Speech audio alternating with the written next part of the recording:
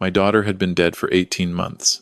So when the clerk at the Lamar Avenue post office handed me a package with her name on the label, her full name, in her handwriting, shipped 6 days ago from Tucson, Arizona, my first thought wasn't that there had been a mistake. My first thought was that I was losing my mind.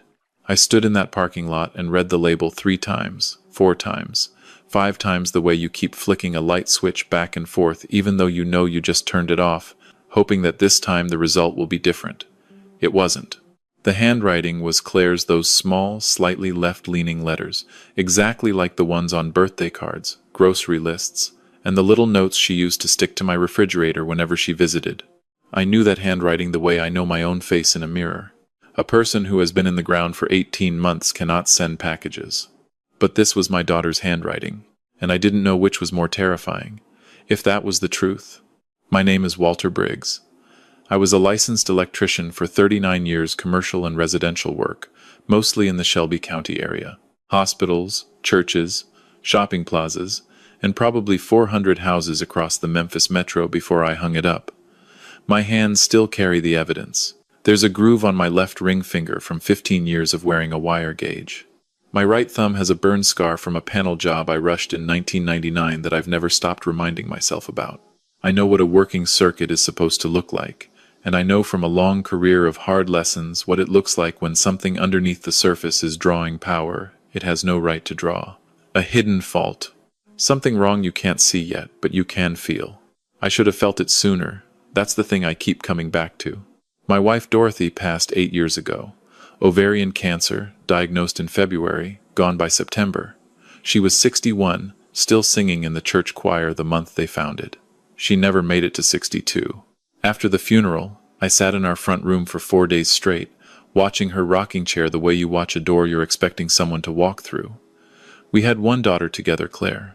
She was the kind of child who makes you feel like you did something right in a previous life. Stubborn as a mule. Funny in a way that could stop a room cold. The laugh was the thing, big, unguarded, the kind that filled a whole house. She became a nurse, then a charge nurse. She married Derek Colston when she was 29. He worked in wealth management. Tailored shirts, firm handshake, the kind of man who seemed to know exactly where every room was going before he walked into it. I liked him well enough. Dorothy adored him.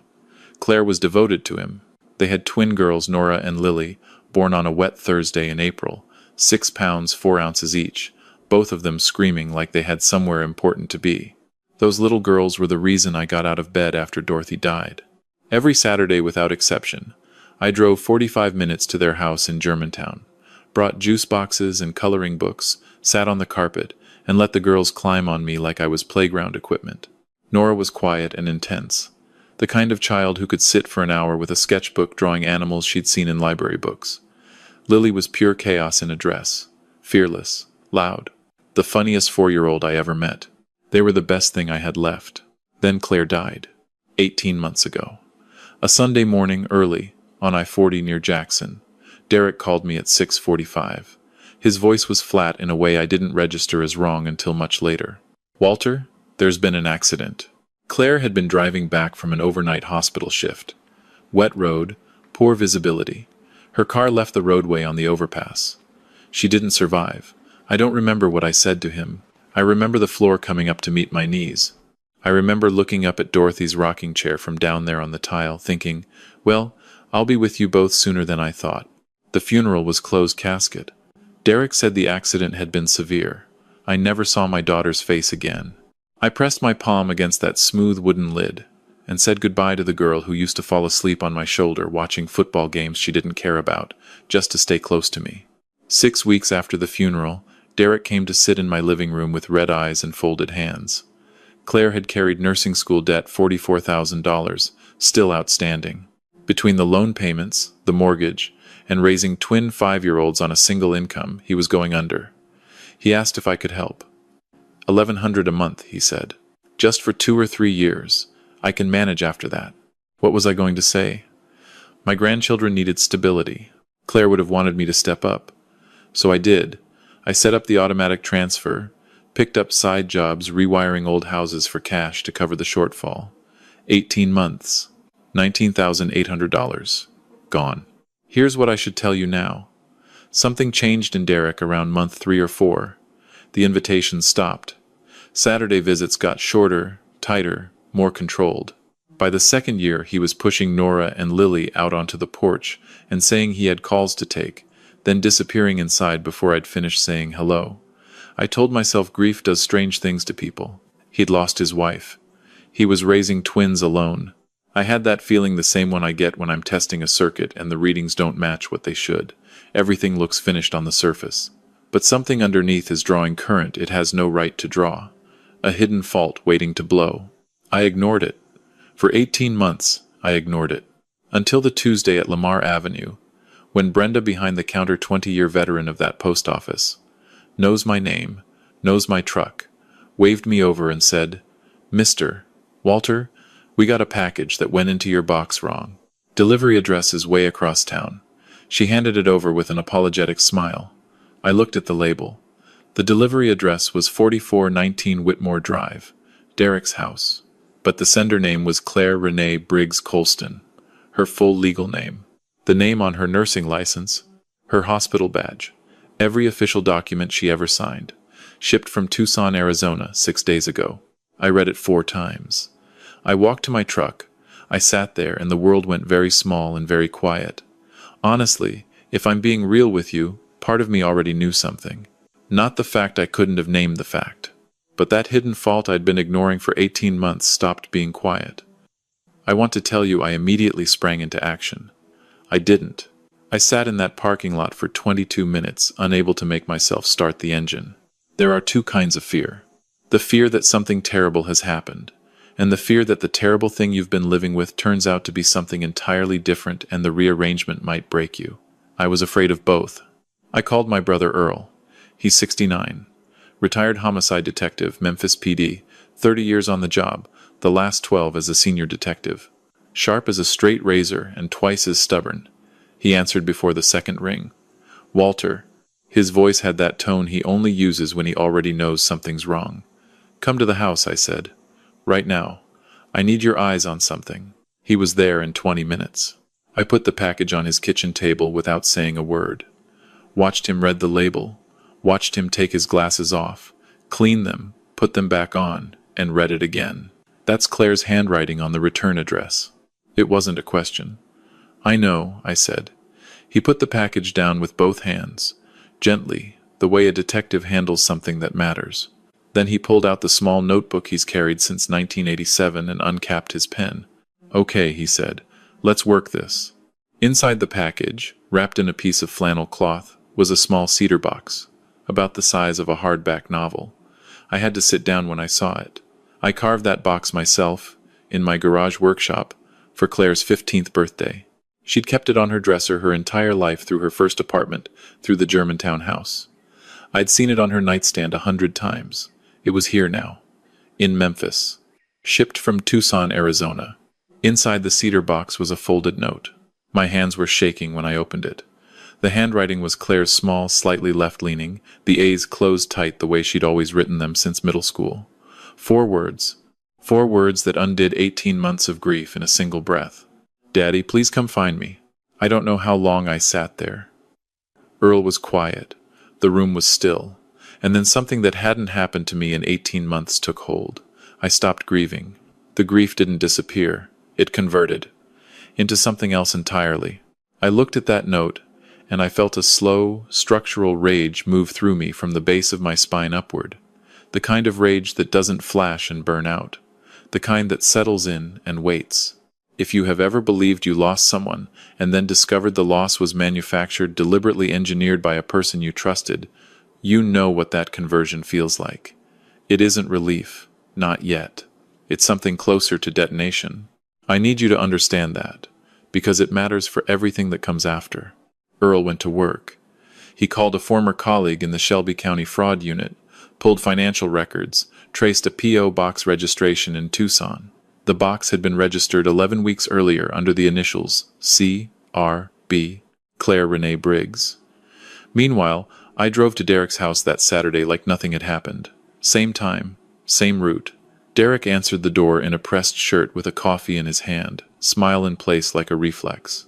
Said the girls were finishing lunch. Come back in 10 minutes. I waited on the porch. Through the front window I could see a woman in the kitchen, tall, dark ponytail, maybe mid-30s. She was leaning over the table, laughing at something Lily said, touching her shoulder the way someone does when they live there. When I asked Derek who she was, his answer came one beat too fast. Sandra. She helps out with the girls after school. She's been great with them. They love her. I nodded and said nothing, but I memorized her face. That evening, Earl called. The news came in pieces, each one worse than the last. My $1,100 every month went into Derek's checking account and transferred within 48 hours to a savings account registered under Sandra Pruitt's name. The account held $61,000. Derek had also collected Claire's life insurance, $180,000, paid out 9 months after the death certificate was filed. $42,000 in employer death benefit on top of that. The life insurance sat in a brokerage account. The death benefit, combined with my contributions, sat in Sandra Pruitt's savings. The death certificate had been signed by a doctor, Emmett Voss, a physician whose Tennessee medical license had been revoked 2 years earlier for producing fraudulent documents in immigration cases. Earl had already put in a call to a contact in Tucson. I want to pause here, because right at this point, someone always asks the same question. Why didn't she just leave? And I need you to sit with that before I answer. Because the answer is more complicated than any 3 words can hold. Claire didn't leave because leaving had been made structurally impossible. Derek had spent years ensuring that. It started with small things, managing their finances, making social decisions for both of them, asking pointed questions when she came home 10 minutes late from a shift. After the twins were born, it became something else. Her phone was tracked. Her mileage was checked against her schedule. She tried to leave once.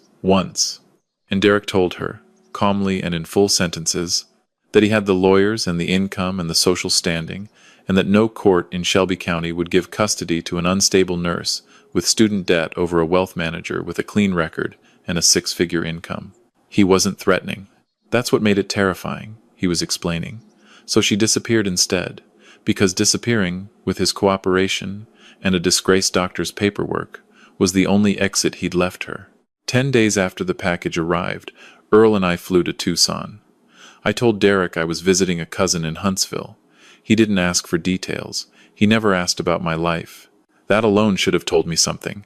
Tucson in October is pale and dry, the mountains sitting at the edge of the sky like something from a painting. We rented a car and drove to the post office. Earl sweet-talked the manager with his retired detective credentials and got the box rental signature. It matched Claire's handwriting exactly. We set up a watch the next morning at 9 a.m. Noon passed. Nothing. At 1:47 in the afternoon, a woman walked through the post office door in a gray jacket with the hood pulled low. Thin. Much thinner than I remembered.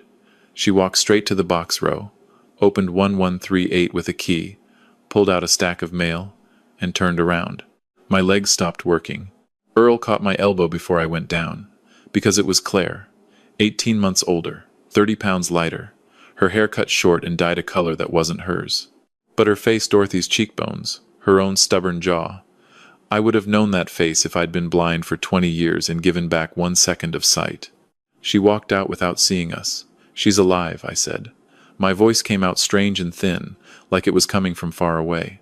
Earl put his hand on my shoulder and didn't say anything. He knew there was nothing to say. That evening I went alone. Earl argued for 5 minutes and then looked at my face and stopped arguing. Some things are between a father and a child, and there's no protocol that overrides that. I climbed 3 flights of stairs on a hip that's been complaining since I turned 60. My heart was going so hard I could feel it behind my back teeth. I stood outside Unit 3C for a long time. Long enough that a neighbor opened her door, looked at me, and went back inside. I thought about $19,000 sent to a man who spent it on the woman inside this building. I thought about pressing my hand against a closed casket and saying goodbye. I thought about Nora's sketchbook, Lily's laugh. I thought about Dorothy's rocking chair. I knocked. Footsteps. A pause. The chain sliding. The door opened 3 inches and Claire's face appeared in the gap. When she saw me, her hand flew to her mouth. Her eyes went wide and immediately full of tears. She said one word. Daddy. I said, "Hey, baby girl." My voice broke in half on the second word. She got the chain off and she hit me like a wave. Her arms were around my neck, and she was shaking and saying, "I'm sorry, I'm sorry, I'm sorry," and I held her so hard I was probably hurting her, and I didn't care even a little. I could feel her heart beating against my chest, fast and terrified and real. She was real, she was breathing, she was alive in my arms. That was the only thing I knew for a full minute, and for a full minute it was enough. We sat on her futon. The apartment was spare and careful, no photographs on the walls, no decorations, nothing that couldn't be packed in 20 minutes. The apartment of someone who never stopped being ready to run. She couldn't look at me for a while after the tears slowed down. When she started talking, it came out in pieces, like someone pulling nails from old wood. She told me about the years of control I hadn't seen, the tracking app, the mileage checks, the 1-hour interrogation if she came home 20 minutes late from a hospital shift. She told me about the time Derek took her car keys and left her home for a day and a half so she would, as he put it, think about her behavior. She told me about the push into the door frame that he called a stumble, said calmly, in front of the girls. So there was no scene, no proof, nothing but the bruise she hid with her scrub sleeve. She told me she'd tried to leave once, just once, and she told me what he said to her afterward, precisely and without raising his voice, about the lawyers and the courts and the income disparity and the nursing debt, and why she would not win. She believed him. She'd had years of reasons to believe him. Then she told me about Dr. Voss, a physician Derek had found through a former client, disgraced, desperate for income, willing to produce a death certificate and a fabricated accident report for $15,000 cash. Derek framed it to her as the only clean exit. She would disappear, start over somewhere. The girls would stay with him. If she refused, he would take them through the courts and she would never see them again. He told her this quietly, at the kitchen table, over coffee. She didn't have anything to fight back with. She took the exit. "Why didn't you find a way to call me?" I said. I kept my voice level, but it cost me something. I would have come. I would have done anything. She looked at me the way Dorothy looked at me in her last weeks, the face of someone who has been carrying a weight they stopped believing anyone else could lift. "He monitored everything," she said. "My phone, my email, the mail at the house. It took me 4 months of saving change from grocery receipts to rent the P.O. box. I registered it under my initials so he wouldn't recognize the name. The cedar box was the only thing I took when I left, the only piece of home I had. I wrapped it in a piece of my scrub top and mailed it to his address because I knew packages went to a post office box before delivery. I was hoping it would end up in the wrong hands. Your hands." I held her for a long time after that. The Tucson evening came through the curtains in thin strips of orange light. I held my daughter who I had mourned and buried, and I made her a promise. I told her that her Uncle Earl was in this city right now with 30 years of police experience and a notebook full of evidence. I told her that by the time we were done, Derek Colston was going to answer for every single thing he had done. She looked at me like someone who'd stopped allowing themselves to believe anything. "How?" she asked. I squeezed her hands. "We've already built half the case," I told her. "We just needed you." We flew back to Memphis with Claire. She stayed at Earl's house, hidden. The following week moved fast. Earl reached out to Detective Marguerite Hines at the Shelby County DA's office, Domestic Violence and Financial Exploitation Unit. We laid out everything. Dr. Voss's revoked license, the fabricated accident report, the insurance payout, the Sandra Pruitt account, my transferred funds, Claire's testimony. Detective Hines reviewed the documents with the stillness of someone trying hard not to show how angry they are. "This is textbook coercive control layered over financial fraud," she said. "We can have warrants drafted by Friday." But Earl had kept digging. Sandra Pruitt, he found, was no recent hire. Phone records obtained through Hines's warrant showed she and Derek had been in regular contact for over 14 months, well before Claire's supposed death. Her private social media was full of vacation photos and dinner photos and weekend trips. In many of them, Nora and Lily were present, calling Sandra by her first name, sitting in her lap, and in a joint brokerage account under Derek and Sandra's combined names. $130,000 in managed investments, grown from the life insurance payout. Then Earl found the flight records. Memphis to San Jose, Costa Rica. 2 adult tickets and 2 children's tickets. Departure date, November 9th, 11 days away. "He's taking the girls," Earl said over the phone, in the flat, contained voice he uses when something is very serious.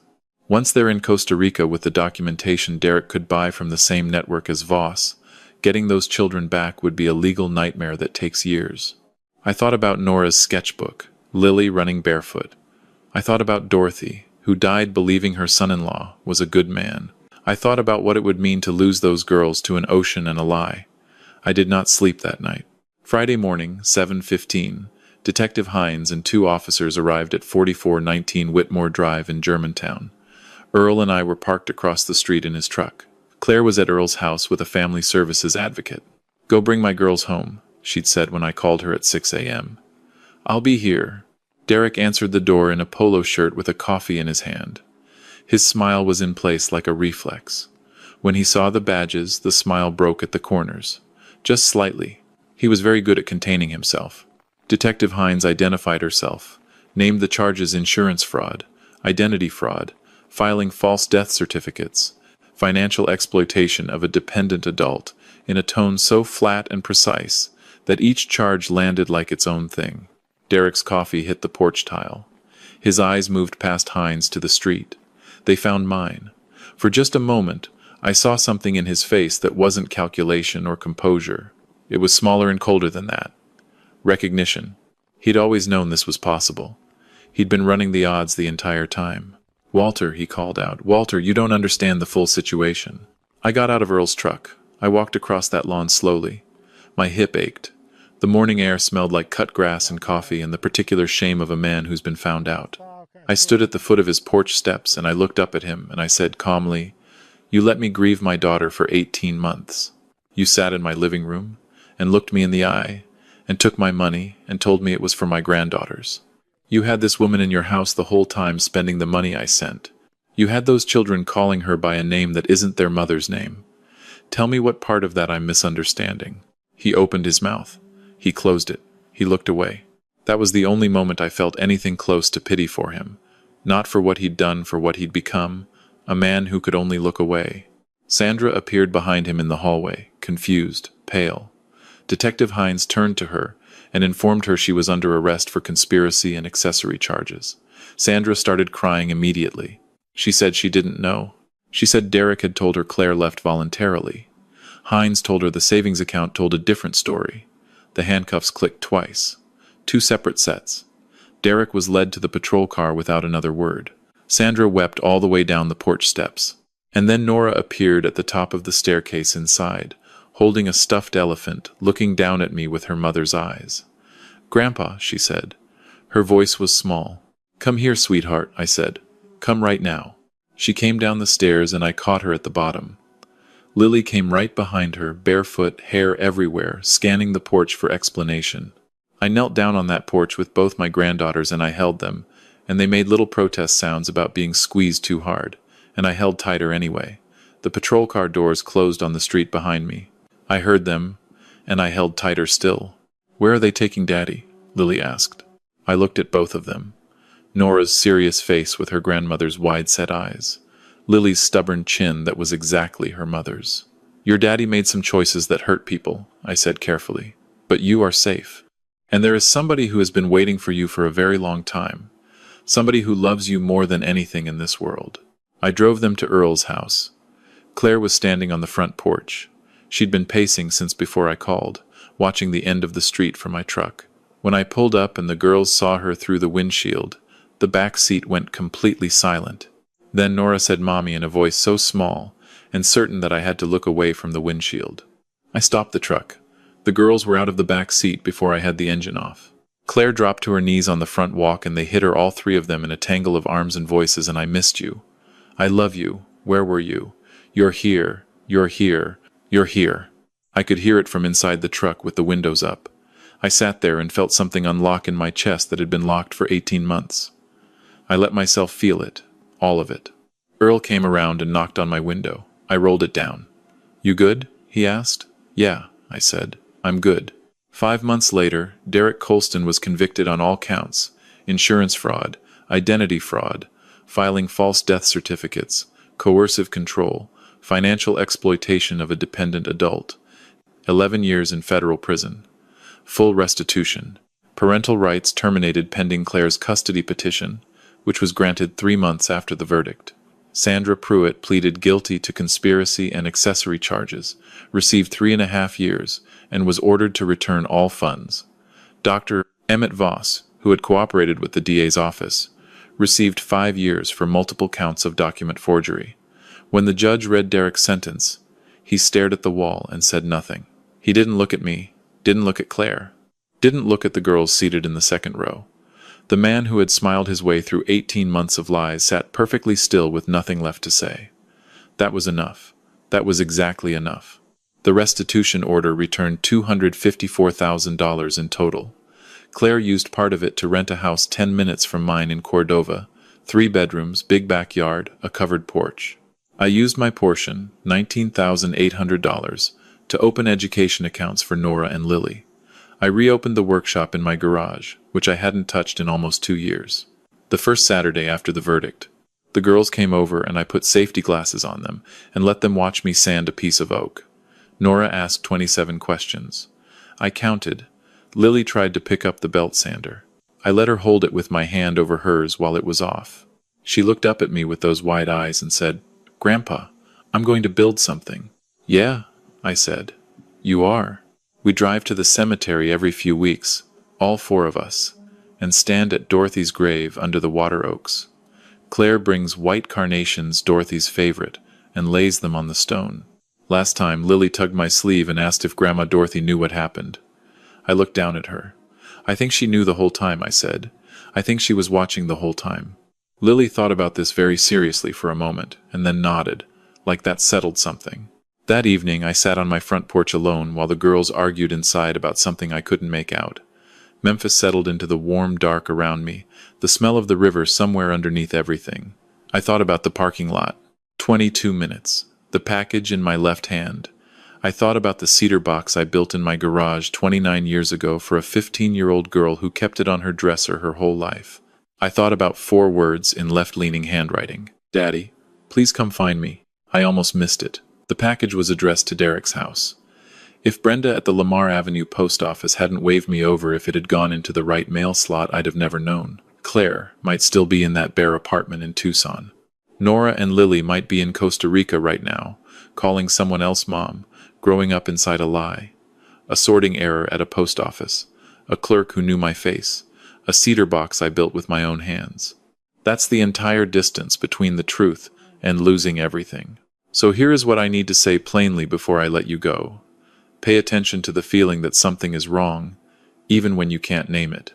I had that feeling for 18 months, and I explained it away because grief makes you afraid of your own instincts. It makes you feel like the ache in your gut is just part of the mourning. Don't do what I did. Ask the hard questions. Look at the wall that doesn't sit right, even when it's easier to hang a picture over it and move on. Truth doesn't disappear. It waits. It sends a package to the wrong address and prays someone is paying attention. There is a difference between loving someone and going to find them. I thought loving Claire meant grieving her. It turned out loving her meant boarding a flight to Tucson. Those are 2 different things, and the difference is everything. Love that only shows up in the dark and doesn't move isn't enough. The people who matter to you need you to move. And this I cannot say loudly enough. If you are in a situation where someone monitors your phone, your movements, your money, your access to the people who love you, and tells you that what they're doing is keeping you safe, or keeping things smooth, or just managing things that is not love, that is a cage with a smile painted on the bars. There is help. There are people who will believe you. There is an exit that doesn't require you to vanish. Claire sent that cedar box from a post office in Tucson, addressed to a house she had every reason to believe was being watched, using her full name on the return label. She was terrified. She did it anyway. That is the bravest thing I have witnessed in 64 years of living, and it saved her life. Before I let you go, drop a comment right now and tell me where you're listening from tonight, and what time it is where you are. I genuinely want to know who's out there. And tell me this. Comment 1 if you think I should have pushed harder and asked more questions long before that package arrived. Comment 2 if you think I handled it the right way once the truth came out.